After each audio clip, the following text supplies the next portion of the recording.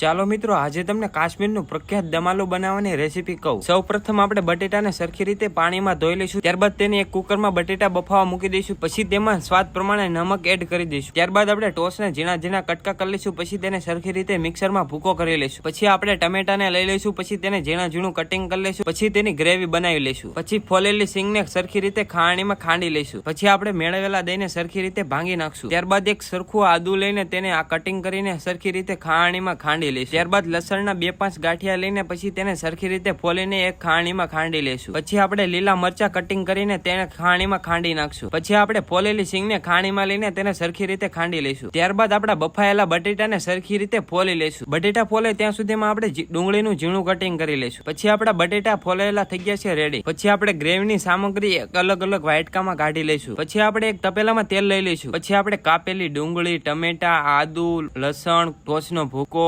મરચા, કોથરમી, ધાણા જીરું, હળદર આ બધું જ આપણે એક ગ્રેવી બનાવવા લઈ લઈશું। ગરમ કરેલા તેલમાં આપણે આદુ નાખી દઈશું। પછી લસણ નાખી દઈશું। ત્યારબાદ મસાલો નાખી દઈશું। ત્યારબાદ આપણે તજનો મસાલો નાખી દઈશું। પછી તેમાં મરચા નાખી દઈશું। પછી તેમાં ડુંગળી કાપેલી એડ કરી દઈશું। આ બધું જ સરખી રીતે પાકે પછી તેમાં ઉપરથી જીરું નાખી દઈશું, હળદર નાખી દઈશું અને મીઠો લીમડો એડ કરી દઈશું। ત્યારબાદ ટમેટાની ગ્રેવી એડ કરી દઈશું। પછી તેમાં ટોસનો ભૂક્કો નાખી દઈશું। પછી તેમાં સિંગનો ભૂક્કો એડ કરી દઈશું। આ બધું જ સરખી રીતે હલાવીને પછી તેમાં ઉપરથી દહીં એડ કરી દઈશું। ત્યારબાદ તે સરખી રીતે પાકી જાય પછી તેમાં સ્વાદ પ્રમાણે નમક નાખી દઈશું। પછી ઉપરથી મરચું એડ કરી દઈશું અને પાણી નાખીને તેને સરખી રીતે હલાવી લઈશું। ત્યારબાદ ઉપરથી ગરમ મસાલો એડ કરીને તેમાં બટેટા એડ કરી દઈશું। બટેટા એડ થઈ જાય પછી તેને સરખી રીતે હલાવીને થોડુંક પકવવા મૂકી દઈશું। પછી તેમાં ઉપરથી કોથરમી એડ કરી દઈશું। કાશ્મીરનું પ્રખ્યાત દમાલોની રેસીપી થઈ ગઈ છે કમ્પ્લીટ। અને હા મિત્રો, અમે તો ટેસ્ટ કર્યું પણ જોરદાર બન્યું ભાઈ, કાંઈ ઘટે નહીં એવું। મહેમાન આવ્યા હતા ને અમે દમાલું બનાવી નાખ્યું। તમને રેસીપી ગમી હોય તો એક લાઈક કરી દેજો, કોમેન્ટ કરી દેજો અને સબસ્ક્રાઇબ કરતા રહેજો। હાલો પાછા મળી એક નવી રેસીપી સાથે। અને હા, તમે બનાવીને એકવાર જરૂર ટ્રાય કરી લેજો મિત્રો।